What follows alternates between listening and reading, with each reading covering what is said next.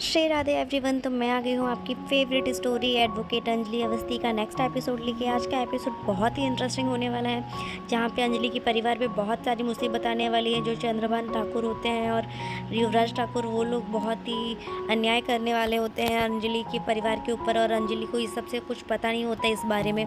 तभी उसकी माँ को ऐसा फील होता है कि ये सब कुछ गिन्नी ने करवाया हुआ है। तो देखने के लिए बने रहिए हमारे साथ। अगर चैनल पे नए हैं तो चैनल को सब्सक्राइब करना, बेल आइकन को प्रेस करना बिल्कुल भी ना भूलें। तो जहाँ हम देखते हैं कि जो चंद्रभान ठाकुर होता है और युवराज होते हैं, वो लोग अंजलि के एरिया में, जहाँ पे अंजलि रहती है, वहाँ उस बस्ती में आते हैं। और वहाँ पे उसके पापा गणेश अवस्थी जो होते हैं वो चाय पीते रहते हैं। तभी वो चंद्रभान ठाकुर जो होता है वो सब अपने आदमियों को इशारा करके बोलता है कि जाओ इसे लेके आओ। और वो लोग उसे जाके पकड़ के लेके आते हैं और उसकी चाय भी गिर जाती है, जिसकी वजह से वो बोलता है कि मैंने क्या किया है, आप लोग कौन है।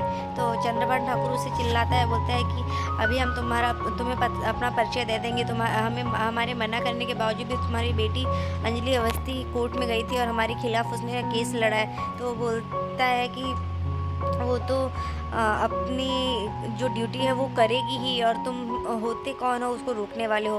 पर वो बोलता है कि मैंने आप लोग को मना किया था, तो भी आपने उसे कैसे कोर्ट जाने दिया, और क्यों कैसे वो कोर्ट चली गई हमारे खिलाफ।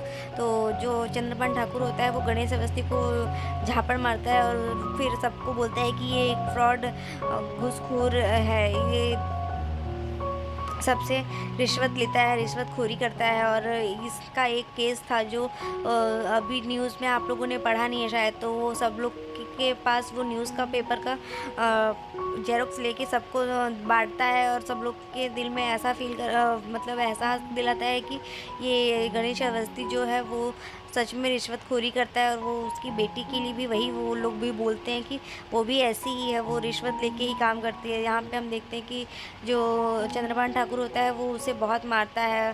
तभी वहाँ पे सपना को कोई बताता है कि ऐसा ऐसा हो रहा है, और वो भी वहाँ पे आने लगती है। यहाँ पे हम देखते हैं कि चंद्रभान ठाकुर को जो होता है वो गणेश अवस्थी के ऊपर बहुत अत्याचार करता है और उसके गुंडे से बहुत मार खिलवाता है उन लोग को। तभी वहाँ पे सपना आती है और वो उन लोग को रोकने के लिए बोलती है कि आप प्लीज़ उन्हें मत मारिए, इन्होंने क्या किया है। तो फिर वो उसके पैर भी पड़ती है चंद्रभान ठाकुर के, पर वो रुकता नहीं है और उसके पति को बहुत मारने के लिए बोलता है। और तभी जो गणेश होता है वो सपना से बोलता है कि तुम किस नामर्द के पैर पड़ रही हो। सपना वो नामर्द ही है जो इतने सारे गुंडों को लेके आया है मुझे अकेले मारने के लिए, तो तुम उसके पैर ना ही पड़ो। तो ये सुन के जो चंद्रभान ठाकुर होता है वो थोड़ा ऑफेंड हो जाता है, और गणेश अवस्थी जो होता है वो फिर भी बोलता रहता है कि मेरी बेटी जो है वो जो सच है उसके लिए लड़ाई लड़ती है, और मैं उसे कभी इस चीज़ के लिए नहीं रोकूंगा। पर तभी जो चंद्रभान ठाकुर होता है वो युवराज को बोलता है कि युवराज अपना पट्टा निकाल। तो वो अपने बेल्ट को निकालने के लिए उसे बोलता है युवराज से। और ये सुन के फिर चंद्रभान ठाकुर को ऐसा वो उसे गोली निकालता है, और बंदूक के नोक पे सब लोग को वो बोलता है कि कोई भी अगर आगे आएगा तो फिर मैं गोली चला दूंगा। क्योंकि जो गणेश अवस्थी के पूरे बस्ती वाले थे वो उन लोग का ही साथ दे रहे थे, गणेश का ही। पर चंद्रभान ठाकुर ने सबको डरा दिया था। यहाँ पे हम देखते हैं जो युवराज होता है वो उसके गले में लेके जाके पट्टा बांधता है अपने बेल्ट से, और उसे उसके गले में पट्टा बांधता है। और उसे फिर जो चंद्रभान ठाकुर होता है वो उसे बोलता है कि अब तुम कुत्ता बनो। इस तरीके से उसे बनाते हैं। और यहाँ पे जो सपना होती है वो उन लोग को मना करती है, रिक्वेस्ट करती है चंद्रभान ठाकुर से, पर वो लोग एक भी नहीं सुनते। और यहाँ पे जो युवराज होता है वो उसे कुत्ता बनाने के लिए, और फिर उसे बोलता है कि तुम कुत्ते की तरह भूको। और इस बात से फिर चंद्रभान ठाकुर बहुत हंसता है कि उसे कुत्ता बनाया है इस वजह से। और यहाँ पे हम देखते हैं जो चंद्रभान ठाकुर होता है वो बोलता है कि अब इसके दिल में ये डर बैठा रहेगा, और आज ये बस्ती वाले भी किसी को कोई कुछ नहीं बोलेगा। और यहाँ पे जो गणेश होता है वो बहुत ही खुद को शर्मिंदा महसूस करता है, उसकी बहुत ही इंसल्ट हुई होती है ये सब करने की वजह से, पर वो एक भी बार उसकी कुछ नहीं सुनता है। और यहाँ पे युवराज भी जो होता है वो उसके लिए बहुत उसके ऊपर हंसता है, पूरी फैमिली उसके पूरी फैमिली के ऊपर और बाकी के लोग बहुत शर्मिंदा होते हैं, पर ये चंद्रभान ठाकुर के लोग जो होते हैं वो बहुत हंसते हैं और उन लोग को बहुत डराते धमकाते हैं। यहाँ पे अंजलि तो रास्ते में ही रहती है, वो यहाँ पे पहुँची नहीं होती है, इसकी वजह से वो लोग इतना का शोषण करते हैं। वो लोग बस्ती वाले उनकी हेल्प करना चाहते हैं, पर वो भी चंद्रभान से डरे हुए होते हैं। तभी वहाँ पे सपना जो होती है वो उसे संभालने की कोशिश करती है, पर वो लोग किसी की कोई नहीं सुनता।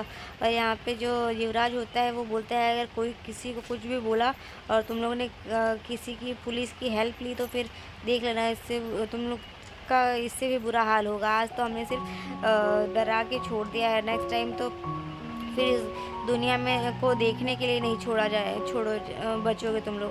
फिर ये सुन के वो लोग ये बोल के वो लोग वहाँ से चले जाते हैं और सपना बहुत डर जाती है। और वो फिर उन लोग के जाने के बाद वो उन लोग को चंद्रभान के जाने के बाद गणेश को संभालने की कोशिश करती है। तभी वहाँ पे पद्मा भी आती है और पद्मा भी उसे संभालने की कोशिश करती है और वो बोलती है चाचू मौसा जी ये सब मेरी वजह से ही हुआ है, और वो लोग बहुत रोते रहते हैं।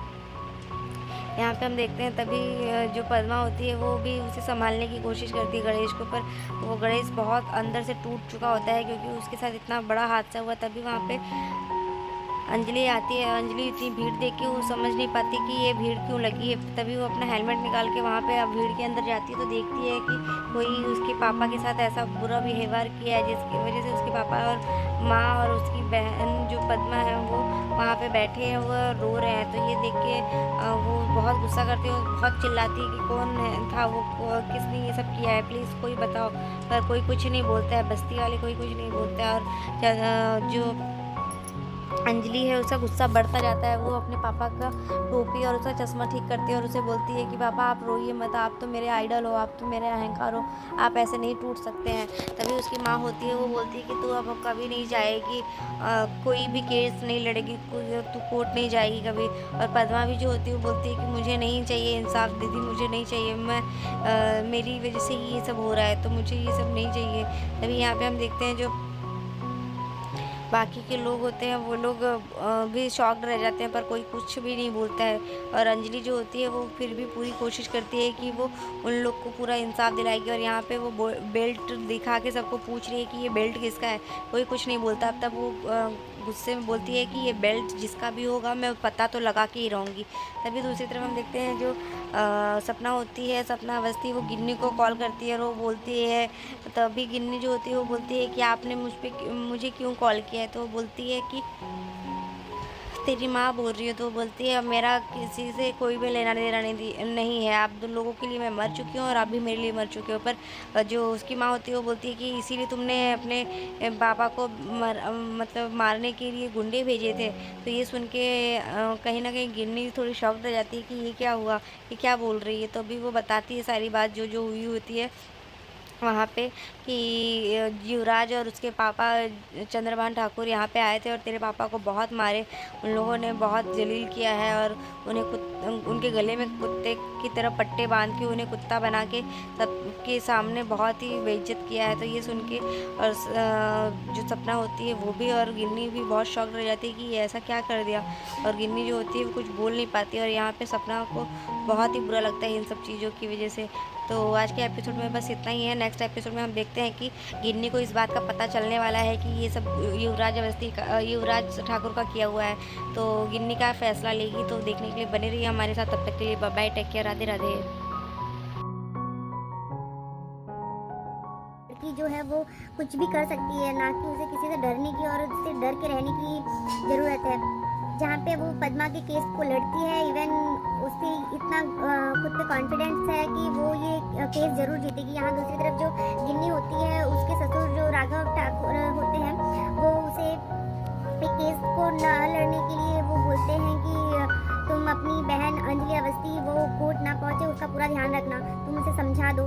तो वो अपनी बहन को समझाने के लिए कॉल करती है अंजलि को, और अंजलि जो होती है वो उसे बोलती है तो आप मिसेस गिनी राजपूत ठाकुर, आप मुझे इस कोर्ट में जाने के लिए से आज नहीं रोक सकती। और आप क्या चाहती हैं? आपकी तरह मैं लालची और खुद के लिए खुदगर्ज नहीं हो सकती हूँ। आपको तो सिर्फ पैसों से मतलब है, लेकिन मुझे उस मैड को वो दिखाना है, उसको उसका हक दिलाना है। उसको ऐसा हम नहीं कह सकते कि उसके लिए मैं ये इंसाफ ना मिले, तो मैं ऐसा बिल्कुल भी नहीं कर सकती कि उसको किसी तरीके से उसका ही शोषण किया जाए और एक ये कह दिया जाए कि जो अंजलि अवस्थी है उसे रिश्वत नहीं मिली, इसलिए वो कोर्ट में नहीं आई और वो सिर्फ अपनी फीस ना मिलने की वजह से ये केस नहीं लड़ी हूँ। तो मुझे मैं अपनी ये लॉयर की जो हमारी टीम होती है, मैं उन सबको रिप्रेजेंट करके आज ये केस लड़ूंगी और मैं कोर्ट ज़रूर जाऊंगी।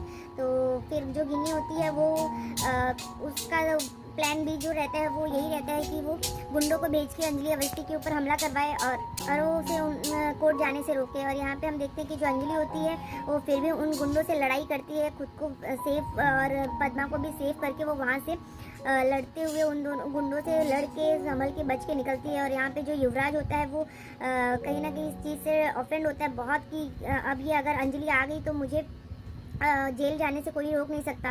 और यहाँ पे जो युवराज के पापा होते हैं वो एक नेता होते हैं, तो उनका पावर बहुत रहता है, बट वो बोलते हैं कि तुम टेंशन मत लो बेटा, मैं सब कुछ ठीक कर दूंगा। पर जो अंजलि अवस्थी होती है वो कोर्ट पहुंच चुकी होती है और जो अपोजिशन टीम में होते हैं उनके राघव और राजपूत सिंह वो पहले बोलती है कि सबको जो जज होते हैं उनको बताती है कि सर मुझ पर हमला करवाया गया, कि जानलेवा हमला किया जाए, जिससे मैं कोर्ट ना पहुंचूं और देर से आने के लिए मैं माफ़ी चाहती हूँ। तो वो अपनी जो बात होती है वो वहाँ पे रिप्रेजेंट कर देती है और सारी बातें कहती है। फिर उसके बाद वो बोलती है मैं चाहती हूँ कि मेरे पहले जो अपोजिशन में है वो अपनी बात को रखें, उसके बाद ही मैं बोलूँगी।